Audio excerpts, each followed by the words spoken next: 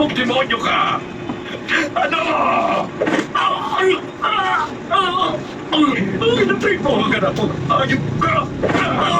Pinatay mo ang mahal kong anak! Pagkawalan niya akong tao ka!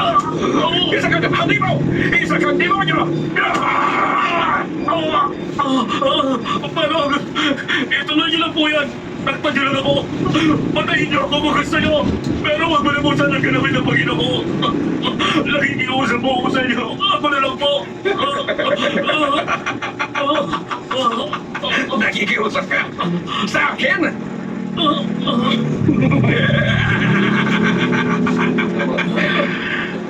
Hindi!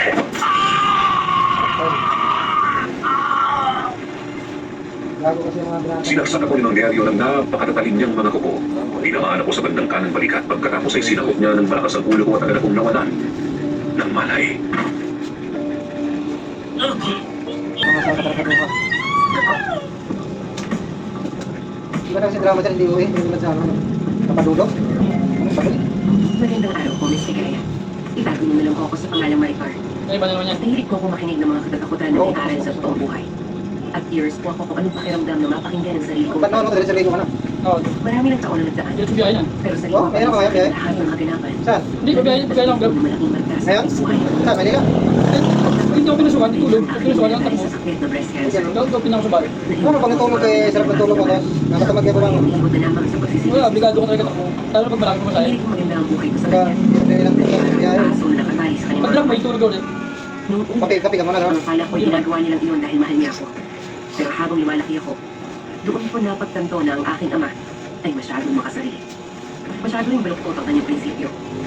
May isang pangyayari na kung saan nagpakain siya sa marumi niyang paniniwala at tinalipuran ang damdamin ng sariling anak.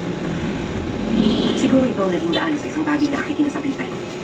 Sa isang bagay na ipagtatapat ko sa Saan iyo. yung ginarayan yung ban, yung Ako nasarapan? nagkaroon ng ibang minamahal Ano yun? habang kasal sa isang lalaki. Ano, yun, masikip na. Ano yung tinadala niya sa pare kasi? Sabi ko naman, Ah, yan? Yung driver na yan? dahil lang sa pinulang sa pagmamahal ng isang ama. Pagkakit sila kanina eh. Hindi rin dapat naghahanap ng ibang tao dahil lang may Pare, Medyo may edad na ang ating kapareha. Alin?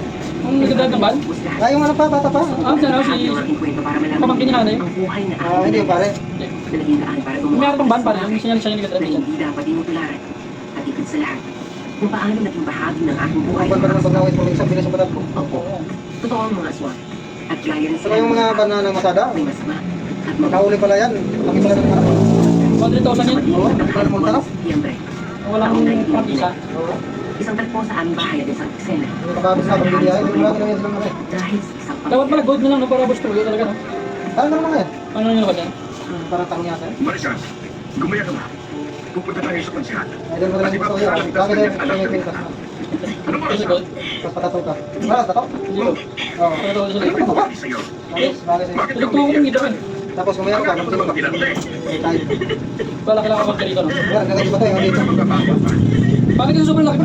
Yung sakto ko sana, yung balakila tingnan. Konti. Problema ka matuto ka sa iyong anak. Ikaw kasi sobrang laki niya sa'yo. Hindi yung idadaan mo na lang sa pansihan. Exercise na nga lang ako. Hindi na ako nagpo. Hindi ka na yata nagdadasal Dapat sana ako kaya sa jogging. ka. Ikaw ba kita? Umamig ka kasi hihintay yung mga tao sa atin. Saan wala sa ako? Oo. Ayoko pa! Hindi ako sasama! Tapos na. Sobra ka na. Hindi ba hapon pa natin Stop mo nga pala.